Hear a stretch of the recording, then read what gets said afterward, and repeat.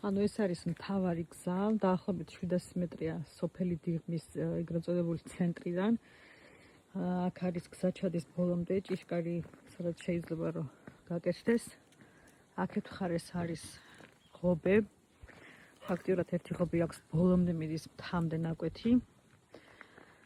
აქეთ მხარესაც არის ღობე გაკეთებულია მეზობლის, ესეც მიდის ბოლომდე. ეს არის ნაკვეთი და არის ორდონიანი.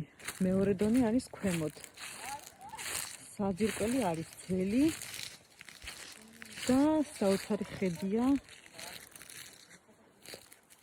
ძალიან ლამაზი ხედია. აი ესეთი თაში. ძალიან ლამაზი ადგილია ერთი სიტყვით. 2005 კვადრატული მეტრი.